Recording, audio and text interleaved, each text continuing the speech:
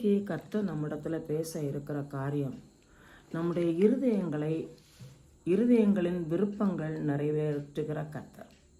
நம்முடைய இருதயங்களின் விருப்பங்களை நிறைவேற்றுகிற கர்த்தர்.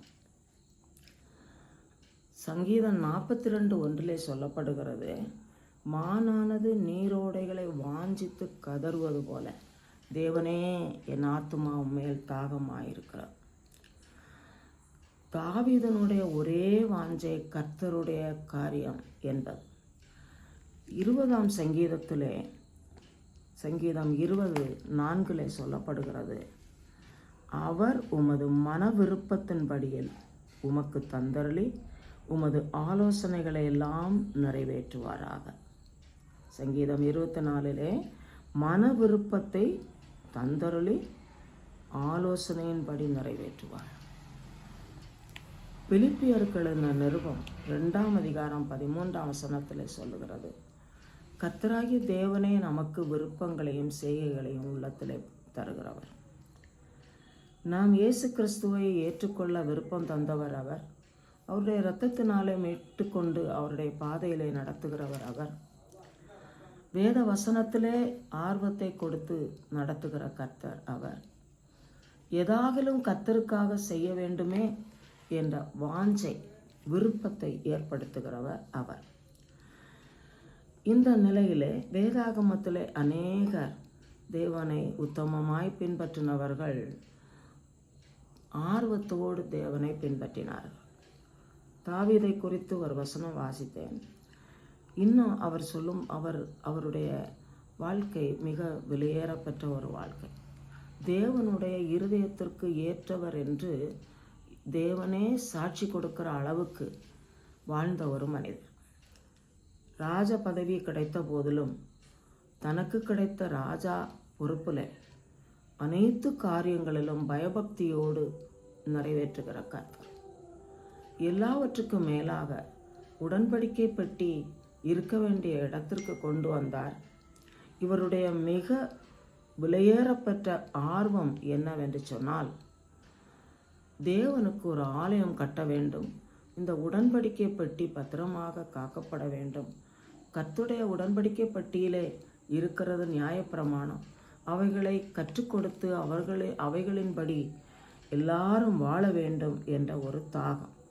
அதனாலே ஆலயம் கட்ட வாஞ்சித்து கர்த்தருடைய ஆலயம் கட்டுவதற்கான பொருட்களை சவதரித்தார். ஈராம் ராஜா அவருக்கு அதிக உதவி செய்தார்.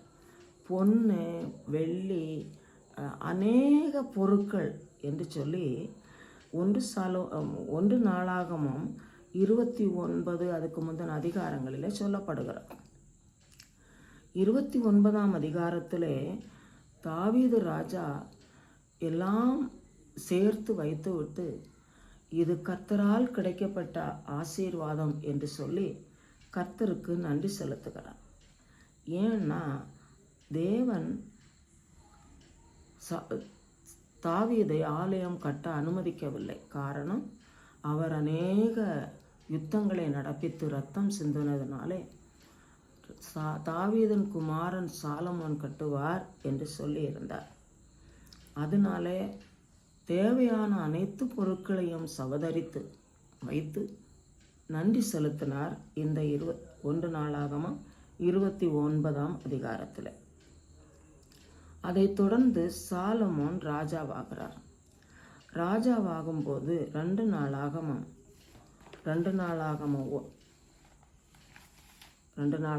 1ஆம் அதிகாரம் 2 நாளாகமம் 1ஆம் அதிகாரத்தில் என்ன பண்ணுறாருன்னா, 6வது வசனம் அதுலேருந்து வாசிக்கிறேன். 2 நாளாகமம் 1ஆம் அதிகாரம் 6ஆம் வசனத்திலேருந்து வாசிக்கிறேன். அங்கே சாலமோன் ஆசரிப்பு கூடாரத்துக்கு முன்பாக கர்த்தரின் சந்நிதியில் இருக்கிற வெண்கல பலிபீடத்தின் மேல் 1000 சர்வாங்க தகன பலிகளை செலுத்தி பலியிட்டார். 1000 சர்வாங்க தகன பலி. சர்வாங்க தகன பலி என்று சொன்னால் அப்படியே எந்த மிருகம் பலியிடப்பட்டாலும் அதெல்லாம் அப்படியே சாம்பலாக்கப்பட வேணும். ஒரு சின்ன எலும்பு கூட மீதி இருக்கக்கூடாது. இது நம்முடைய வாழ்க்கையிலே தேவ பிரசன்னத்திலே கிட்டி சேருவதற்கு, தேவனை சேவிப்பதற்கு நொறுங்குண்ட இருதயம் வேண்டும். ஆவி, ஆத்துமா, சரீரம் முழுமையாக கர்த்தரை நேசிக்கிறதாக, ஜீவ பலியாக ஒப்பு கொடுக்கிற அனுபவம் வேண்டும். அது இந்த காரியத்தை குறிக்கிறது. அடுத்தபடியாக இப்படி பலி செலுத்துவது கர்த்தருக்கு பிரியம். நாம் பலி செலுத்துவது என்ன அப்படின்னா, ஜீவ பலியாக நம்மை ஒப்பு கொடுக்க வேண்டும். அதோடு கர்த்தருக்கு அதிகமாய் நன்றி செலுத்த வேண்டும், ஸ்தோத்திர பலிகள் செலுத்த வேண்டும். கர்த்தர் செய்த நன்மைகளுக்காக ஸ்தோத்திரம் செலுத்த வேண்டும். கர்த்தருடைய மகத்துவங்களுக்காக, அவருடைய மேன்மைக்காக மகிமை செலுத்தி ஸ்தோத்திரம் செலுத்த வேண்டும். 7வது வசனத்தில் பார்க்கும்போது 2 நாளாகமம் 1ஆம் அதிகாரம் 7ஆம் வசனத்தில், அன்று ராத்திரியிலே தேவன் சாலமோனுக்கு தரிசனமாகி, நீ விரும்புகிறதை என்னிடத்தில் கேள் என்றார். நாம் கர்த்தருக்கு உகந்த பலியாக, ஆண்டவருக்கு காணிக்கையானாலும் சரி, நம்முடைய வாழ்க்கையாக இருந்தாலும் சரி, ஸ்தோத்திர பலியாக இருந்தாலும் சரி, கர்த்தர் ஏற்றுக்கொள்ளக்கூடியதாக இருக்கும்போது ஆண்டவர் நம்மிடத்தில் கேட்பார், என்ன விரும்புகிறாய் என்று கேட்கும்போது நாம் என்ன விரும்புகிறோம் என்பதை கர்த்தர் அறிந்திருக்கிறார். ஆனாலும் நாம் குறிப்பாக என்னது என்று சொல்ல வேண்டிய அவசியம் இருக்கிறது. இந்த சாலமோன் ராஜாவான பின்பு கர்த்தருக்கு பலி செலுத்தினார்.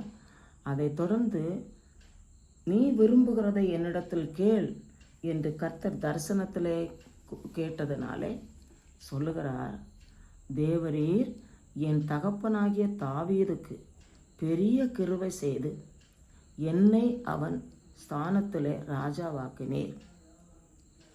அதுக்கப்புறம் 10வது வசனத்தில் 9வது வசனத்தின் பின்பகுதி, உமது வாக்குத்தத்தம் உறுதிப்படுவதாக, தேவரீர் பூமியின் தூளத்தனையான ஏராளமான ஜனத்தின் மேல் என்னை ராஜாவாக்கினீர். இப்போதும் நான் இந்த ஜனத்திற்கு முன்பாக போக்கும் வரத்துமாய் இருக்கத்தக்க ஞானத்தையும் அறிவையும் எனக்கு தந்தரலாம். ஏராளமாயிருக்கிற இந்த உம்முடைய ஜனத்தை நியாயம் விசாரிக்கத்தக்கவன் யார் அப்படின்னு தன்னுடைய விருப்பத்தை சொன்னார். வேற எதுவும் கேட்கவில்லை. ஞானம் வேணும், இந்த ஜனத்தை நடத்தக்கூடிய ஞானம். இதுபோல் நம்முடைய விருப்பம் என்ன என்று இன்றைக்கு கர்த்தர் கேட்கிறார். அநேக வேத வசனங்கள் இருக்கிறது. ஆனால் நம்மிடத்தில் இன்றைக்கு கேட்கிறது, நீங்கள் விரும்புகிறது என்ன? நமக்கு அநேக விருப்பங்கள் உண்டு, அநேக தேவைகள் உண்டு. ஆனாலும் நம்முடைய இருதயத்தை அறிந்திருக்கிறவர், ஆர்வத்தை அறிந்திருக்கிறவர், அவர் அதை அதன்படி செய்கிறார். இங்கே என்ன சொல்லப்படுகிறது? 11ஆம் வசனம், 2 நாளாகமம் 1ஆம் அதிகாரம் 11ஆம் வசனம். அப்பொழுது தேவன் சாலமோனை நோக்கி, இந்த விருப்பம் உன் இருதயத்தில் இருந்தபடியாலும் நீ ஐஸ்வர்யத்தையும் சம்பத்தையும் கனத்தையும்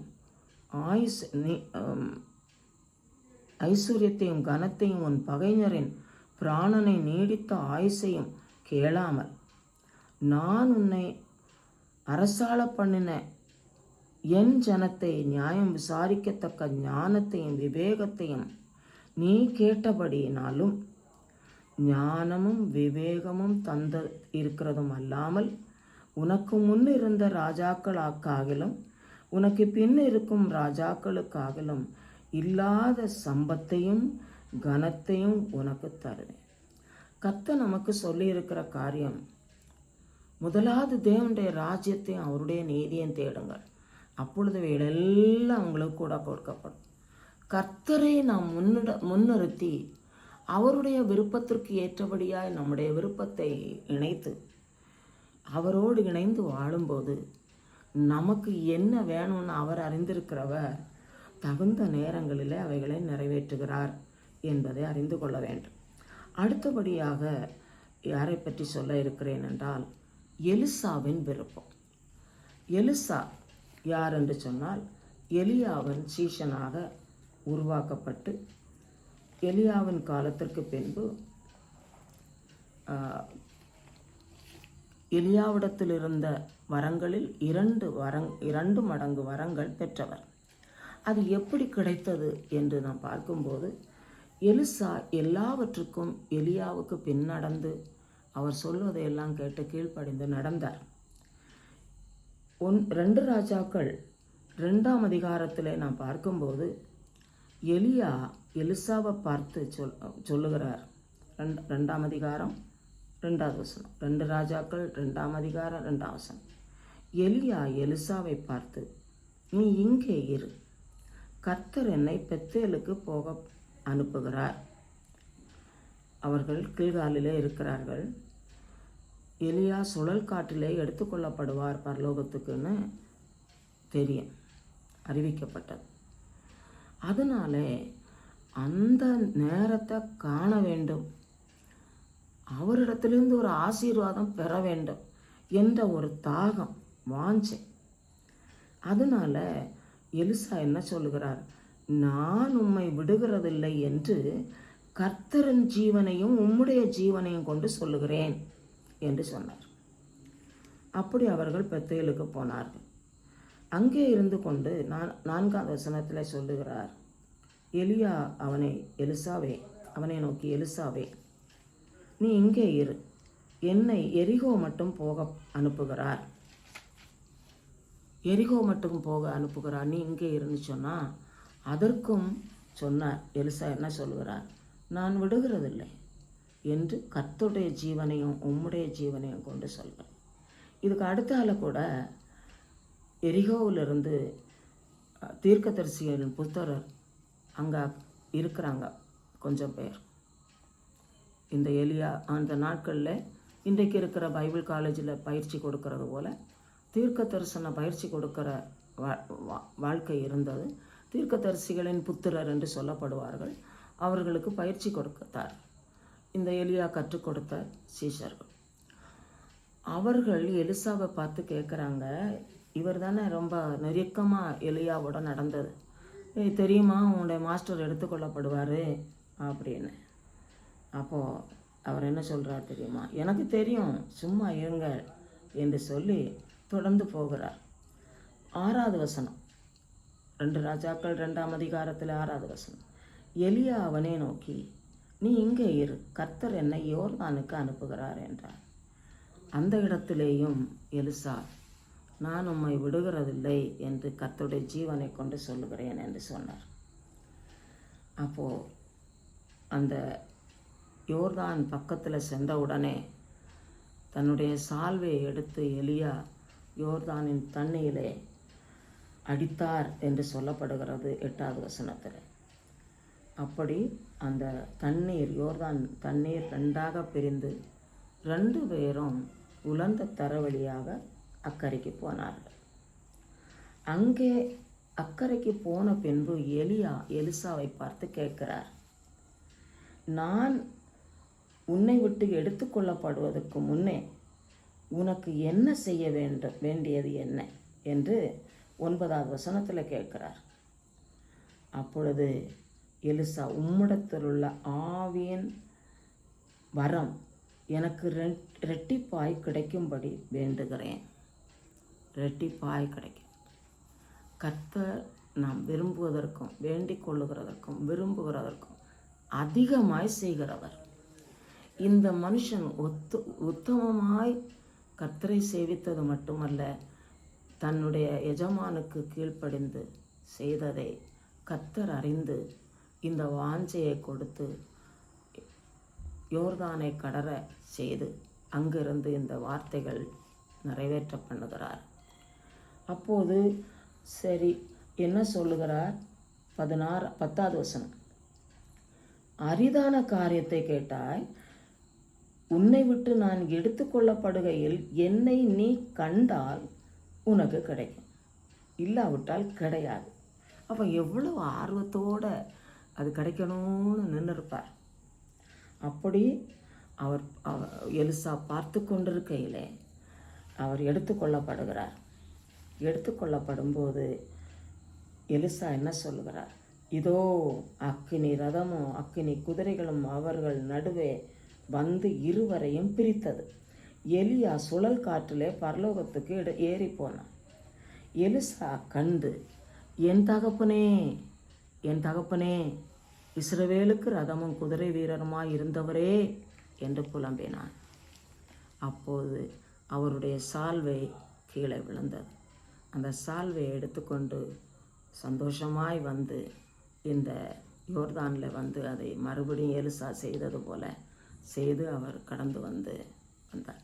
இல்லை, சொல்ல விரும்புகிற ஒரு காரியம், அந்த அந்த தீர்க்கதரிசிகளின் புத்திரருக்கு கூட எல்லாம் தெரியும். என்ன தெரியும்?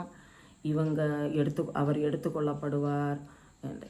எலிசா வாஞ்சியாக போகிறாரு, அதுக்கு கூட இவங்களும் போயிருக்கலாம். ஆனால் வந்து என்ன சொல்கிறாரு? வந்துட்ட நல்லது அப்படின்னு சொல்லி நாங்கள் எலிசாவை தேடி பார்த்துட்டு வரோம், அனுமதிப்பீங்களா? இவர் வேண்டான்னு சொன்னாலும் அவங்க போய் தேடி பார்த்துட்டு வைக்கப்பட்டு வந்தார். கர்த்தரை தேடுகிறதன் ரகசியத்தை பார்த்தீங்களா? ஆர்வத்தோடு தேடுகிறவர்களுக்கு கர்த்தர் இறங்குகிற தேவனாயிருக்கிறார். அடுத்தபடியாக என்ன சொல்ல இருக்கிறேன் என்று சொன்னால், பர்த்திமேயுவின் விருப்பம். பர்த்திமேயு குருடன், ஒரு பிச்சைக்காரன். அவன் இயேசுவை குறித்து கேள்விப்பட்டிருக்கிறான். ஏன்னா அவனுக்கு கண்ணு கிடையாது, பார்த்தது கிடையாது. பிச்சை எடுத்து கொண்டிருக்கையில் ஒரு நாளில் இயேசு அந்த வழியாக வருகிறார் என்று கேட்டபோது, தாவீதின் குமாரனே எனக்கு இறங்கும் என்று கேட்கும்போது எல்லாரும் அதட்டினாலும் நிற்கவில்லை. திரும்ப திரும்ப கூப்பிட்டதுனால இயேசு நின்று அவனை அழைத்து, நீ விரும்புகிறது என்ன என்று கேட்டு அவனுக்கு பார்வை கொடுத்தார். இன்றைக்கு நமக்கு அப்படிப்பட்ட பார்வை வேணும். நமக்கு சரீரத்தில் கண்கள் பார்வை தந்திருக்கிறார். ஆனால் ஆவிக்குரிய கண்கள் கர்த்தருடைய காரியங்களில் கண்ணோக்கமாய் செயல்படுவதற்கு பிரயோஜனமாயிருக்கும். அடுத்தபடியாக பவுலை குறித்து சொல்லுகிறேன். பவுல் அப்போஸ்தலன் கர்த்தருக்காக பயங்கரமாய் பாடுகளை சகித்து மிஷனரி ஊழியத்தை செய்தவர். அவர் அப்போஸ்தலர் 20ஆம் அதிகாரத்தில் சொல்லுகிறார், எனக்கு கட்டுகளும் காவலும் தான் இருக்குன்னு எனக்கு ஆவியானவர் சொல்லுகிறாரு. எருசலேமுக்கு போகிறேன், ஆனாலும் நான் இதையே விரும்புகிறேன். என்ன விரும்புகிறேன்?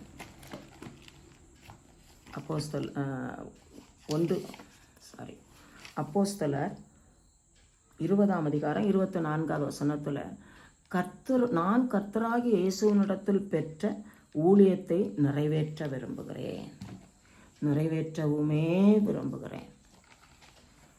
நமக்கு தாகம், வாஞ்சை. நான் கர்த்தரிடத்திலிருந்து பெற்ற காரியம், எனக்கு கர்த்தர் ஒப்புவித்த காரியத்தை நான் நிறைவேற்ற வேண்டும்.